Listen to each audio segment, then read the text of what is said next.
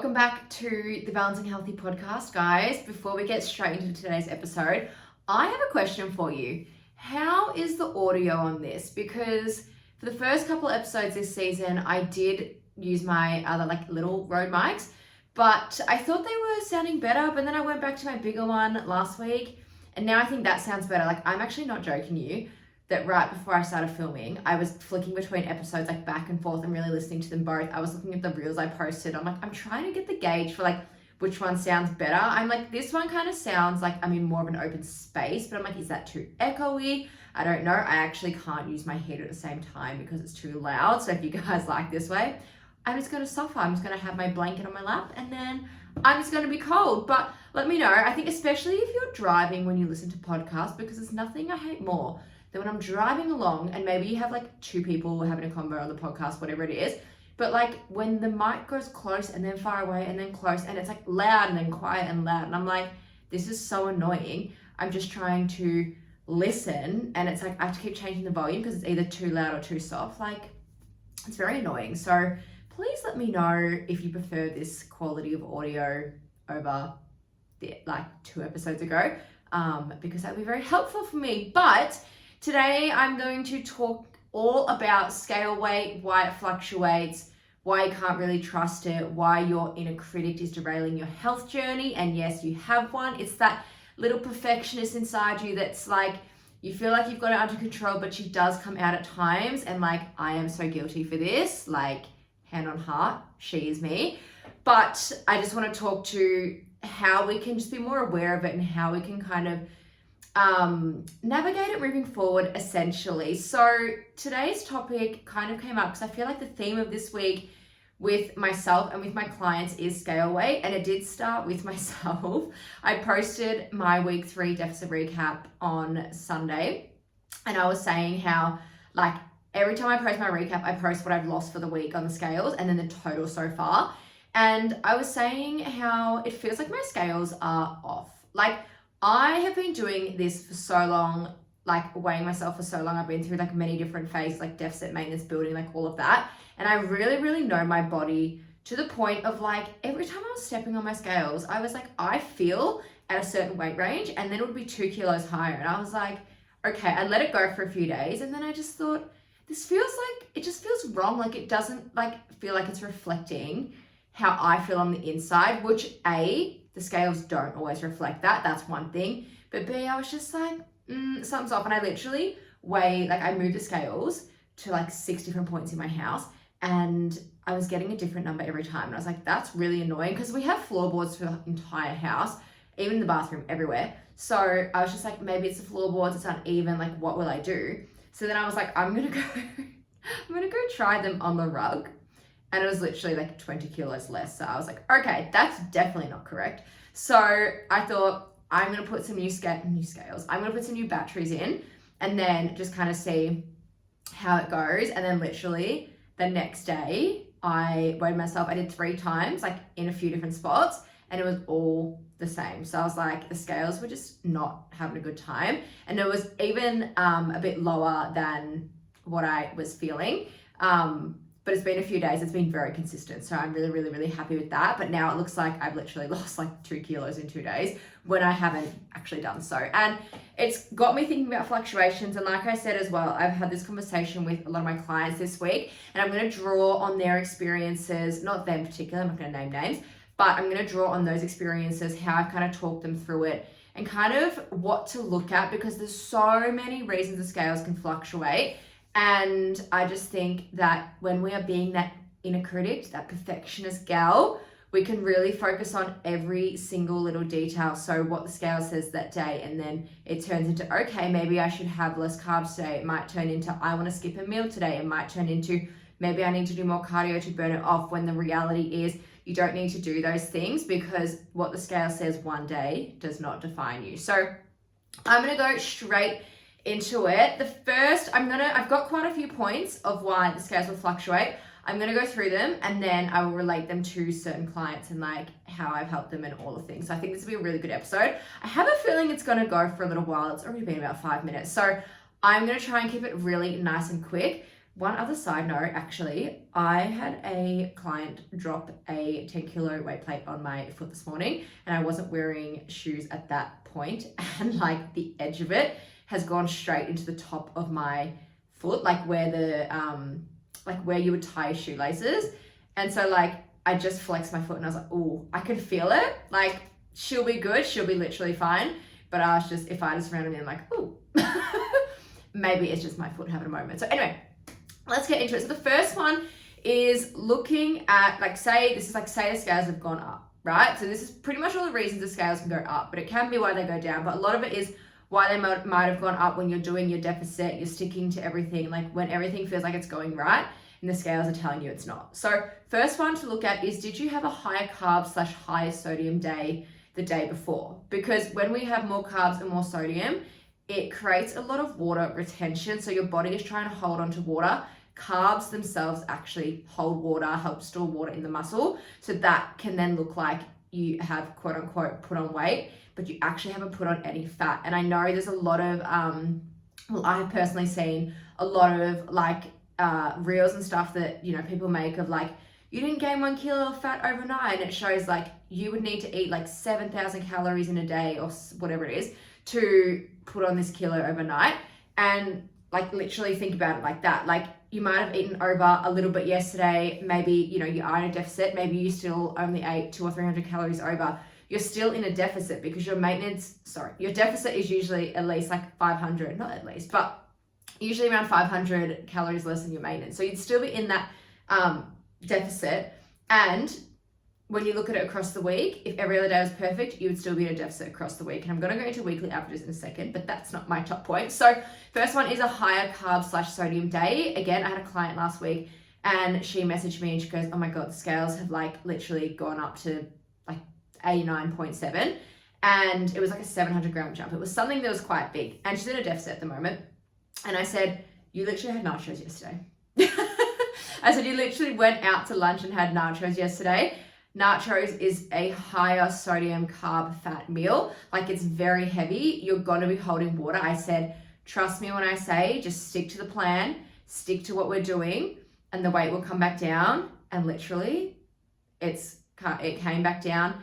And I think we're a week later now. I'm pretty sure this happened literally a week ago today.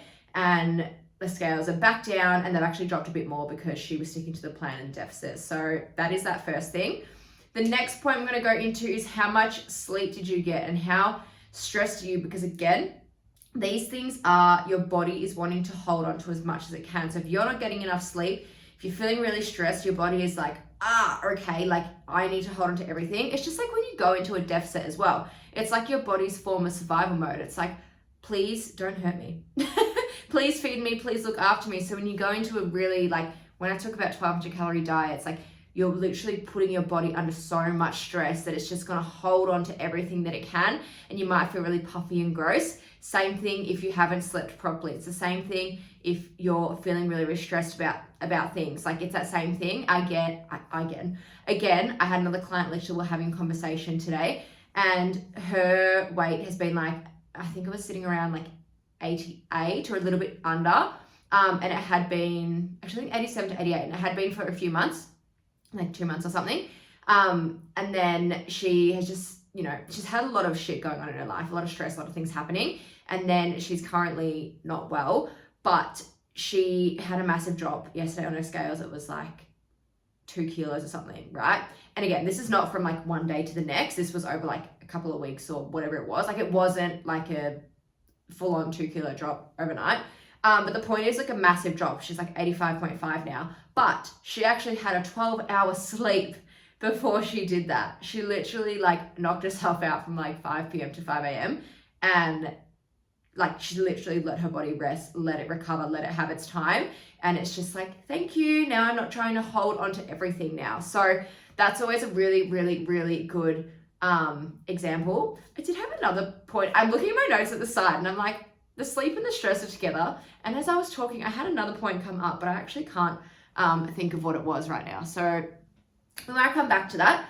The next one is, did you weight train yesterday? So sometimes I often find that when I've done weight training on said day, the next day I'll find that I'm up. And it's It's just you're lifting weights, you're building that muscle. Again, the muscle wants to hold onto the water. That's how, like, hold onto the food. That's how we're going to grow it. So it's just, sometimes that just happens. Potentially you could look at it the other way. Maybe you had a really big drop one day, but maybe, you know, the day before you did a really high intensity class, or you did, I don't know, a massive run, or like you did something really intense where your output was so much more than your input. For example, if you were in a deficit and say, I don't know, say you've got a 10,000 step goal, maybe you had a million things on and you did 20,000. Like, you've really put yourself into such a big deficit that you might find that you've had a bit of a drop, like quite a big drop the next day. And then if you weighed yourself the day after, it'll probably go back up a little bit because you've not had such a big day, if that makes sense.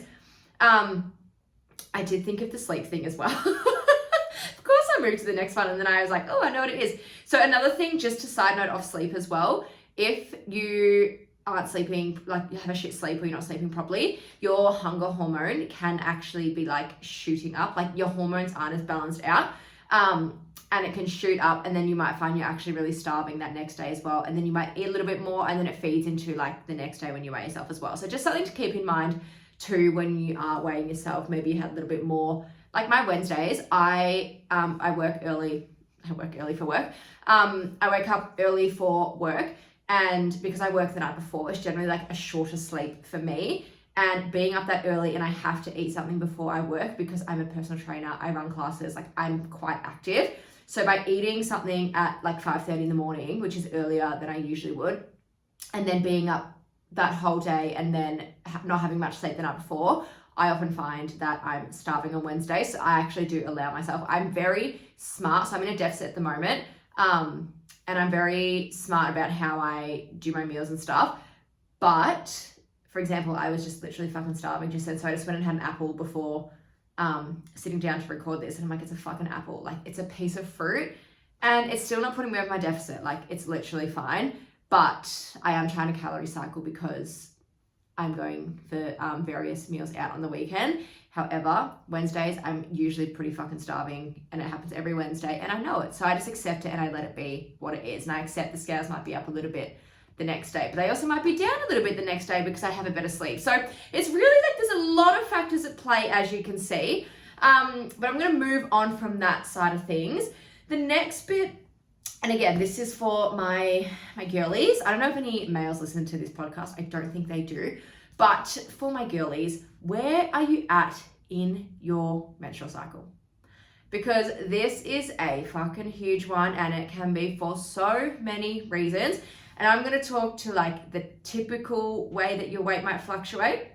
But of course, there are so many variations. Everyone is different. Please take it with a grain of salt. But it's also a really good reason to track your cycle. I often find my clients, because I get them to track theirs as well, and it could be as simple as every week in their weekly check-in, they actually just tell me, like they just note down what day they're at in it, and then we can make, like I can look at their weigh-ins and I can do all the things that I need to do as a coach, and just make connections and stuff like that. But typically when you are coming up to your period, I'm sure a lot of you would feel this, that is when your weight will go up. Like, it might shoot up 1, even 2 kilos.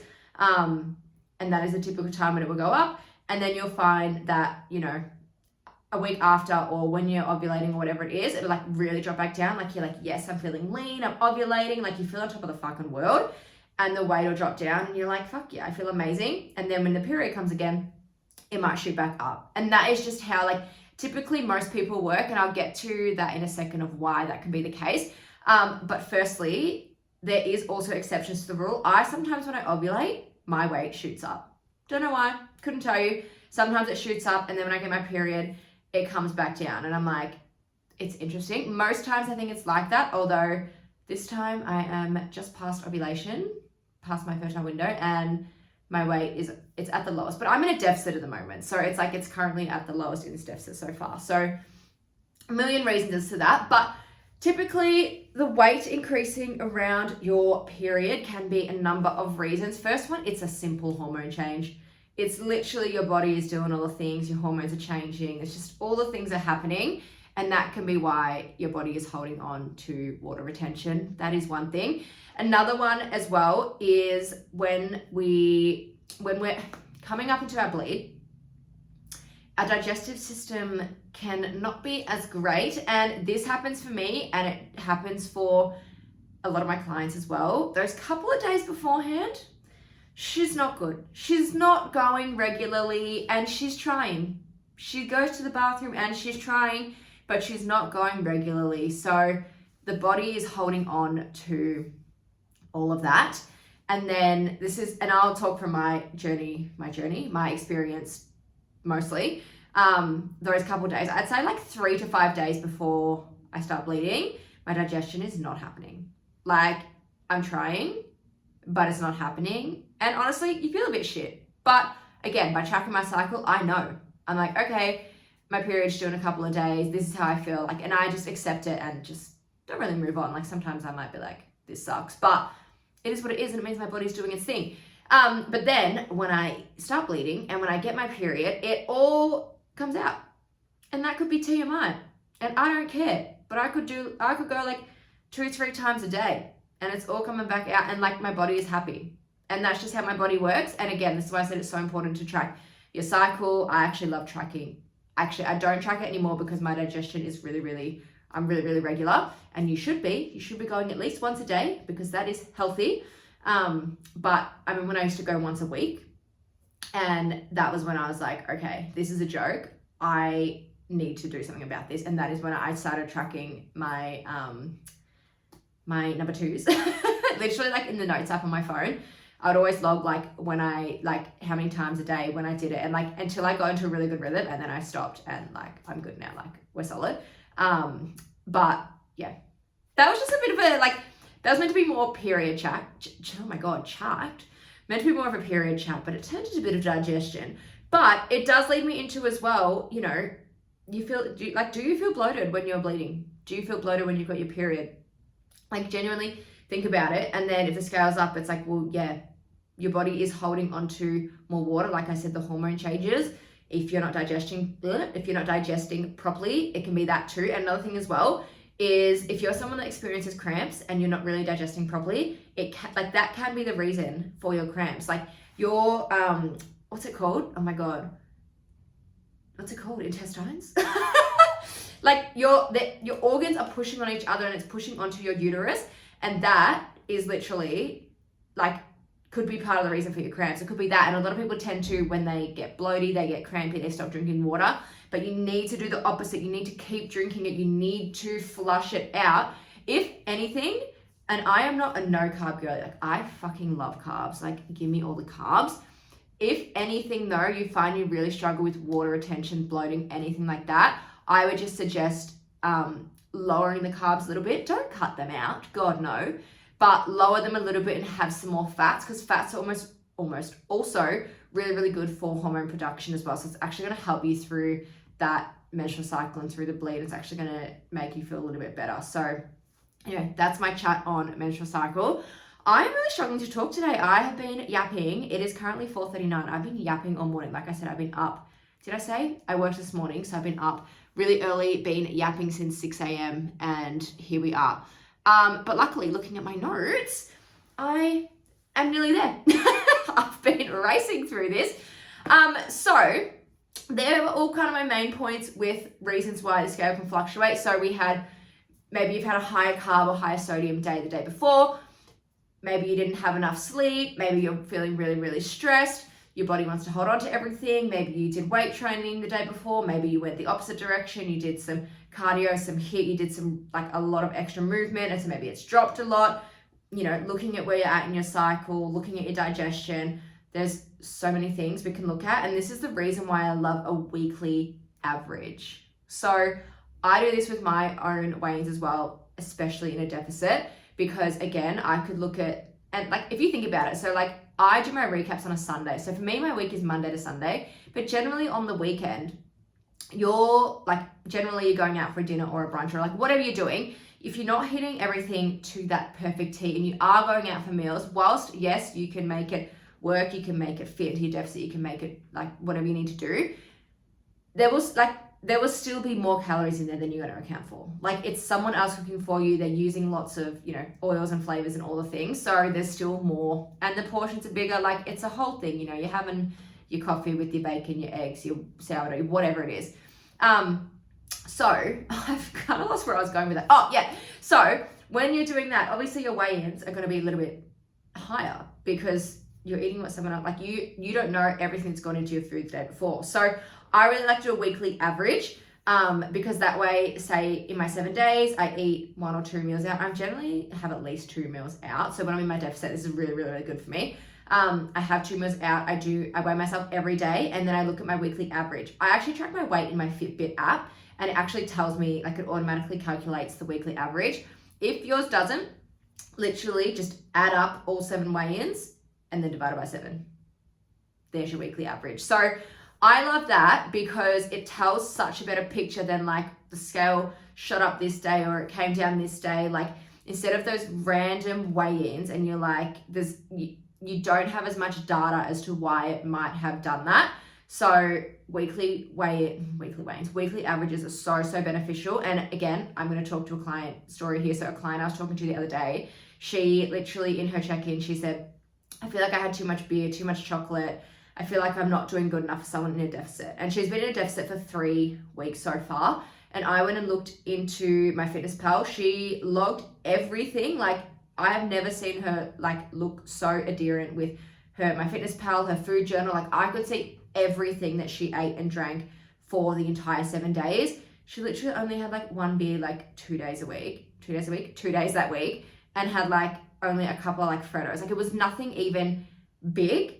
And I literally said, firstly, you definitely didn't, because you can have beer and you can have a chocolate and you can have whatever you want in a deficit. You just got to be smart about it. And secondly, I then went to her weekly weigh-ins and she's actually dropped 1.6 kilos from the first week. Again, if she had done random weigh-ins here and there, if she'd done a weigh-in after that night she had a beer, if she'd had a bit extra one day and she did a random weigh-in after that, like it wouldn't look as reflective. But because she's actually done her, like she weighs herself a couple of times in the week, I get the weekly averages through my app, so I get to see it automatically. And she's dropped 1.6 kilos in the week. And I really held her through that and I reflected it to her and she's like, oh my God, like I did not even think of that. Like you're so right, pretty much. And it just gives her that confidence to be like, okay, I actually am doing good. And like now, like we can go into this week feeling really good, instead of that mindset of like, I'm not doing good enough, I feel really shit, maybe I should get rid of the beer or the chocolate or cut the carbs or skip meals or whatever. Instead of having that mindset going into the week and then ending up failing not failing, but by cutting that out, she'd binge on it later in the week anyway. I reflected to her, no, it's actually okay. You can do these things. Your weigh-ins look good. Measurements are down too. Let's like just keep going as we are. And now she was like, slay, good times, let's do it. So I love it for that. Another example that I can use as well is another client this week. It does relate to the scale. She does do like just kind of one way. Oh my God, I told you I cannot talk today. She has been just starting to weigh in again. We've only been in the deficit for 1 week so far. But again, she literally said to me, oh, my steps I had a few days where I didn't hit my steps and, but I was really good with my food and this and that. And I literally went in and looked and I was like, food was fantastic. I literally said, I could not fault a fucking thing. It was perfect. Loved it. So proud. Especially first week in deficit. I was like, if we could do things like this, like you're laughing. You're going to be losing this couple of kilos in no time, especially because she had her stepson's friends over as well, and she hosted like a little sleepover and like she had all this like lollies and chocolates and stuff, and she was like, no, I was good. I just had my dinner and I was good. And I'm like, so proud of you. But anyway, so her food, she nailed it. And she was like, oh, just like my steps are really bad. Like I just, it was hard with the kids and this and that. And like it was a whole thing. And I literally looked at her steps. And again, her goal is 10,000. There were some days where maybe she only hit like 7, 8. That's fine. There were other days where she hit like 14,000. You look at that overall for the week, it was just over 10,000 as her daily average. And that is why I love weekly averages. And I can go into the step one even more, because something that personally for me, I can get a lot more steps when I'm actually working that day. But as in like going to classes or PT or whatever I'm doing that day, because I walk to the station, I'm obviously running up and down the whole 6-7 hours that I'm in the studio for, and then I walk home from the station. So like I'll get home and be on over 10,000 steps already. But on other days, Potentially, maybe it's like pouring rain outside. I'm in fucking Melbourne. Like, you just never know with this weather. Like, I might go to the gym and I'll do like a quick walk on the treadmill, but I'm not someone that I'm like, I don't want to spend 2 hours plus in the gym. Like, I don't need to go and do my gym session and then spend over an hour on the treadmill because I need to get my steps in. So I'll do maybe a half an hour at most, and then whatever kind of steps I get throughout the day, doing little things, running little errands. And then I might have a lower day on that day. It is so dependent on the weather and all the things. Like I said, there's a million things, but I might have a lower day, but my weekly average will always hit 10,000 a day, over that. So I hit 70,000 across the week, which is perfection. All right, I think I'm done yapping your ears off. I hope you guys have oh my God, I cannot talk. I hope you guys have got something from this episode. If you are feeling like you want to go into a deficit, or like you try and do it on your own and then the scales really rule your life, or you feel like you step on the scales and you're really triggered and it kind of like just destroys your whole day and your mindset for the day, and you feel like you need someone to hold you through that, send me a DM on Instagram. This is exactly what I do with my clients inside of Balancing Her. I literally had a client who in her 4-week check-in, so Balancing Her is 12 weeks, in her 4-week check-in, she literally said to me, she goes, I am no longer fearing what the scales are going to say. I fully understand that I can eat and I am not going to put on weight, because she was someone that previously lost 50 kilos on like 1,200 calories, crazy HIIT workouts, just all this stuff.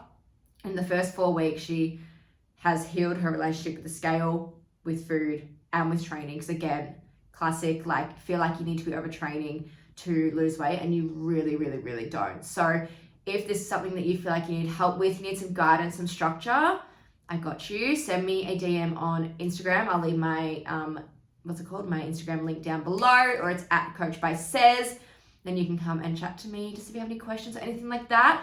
But I'm going to love you and leave you. I would so very much appreciate if you liked, rated, left a comment, whatever you feel like doing. Share Balancing Healthy to your stories. Tag me so I can see and I can share. And yeah, I just really, really appreciate you guys being here and listening. And stay tuned for next week's episode, because I've got a very exciting announcement coming. And hint, if you're in Melbourne, you'll be the lucky one. So stay tuned for that. For now, I'm going to love you and leave you. And I hope you have a beautiful day, night, morning, whatever you're doing, wherever you are. Thank you for being here. Thank you for listening. And I'll see you next week.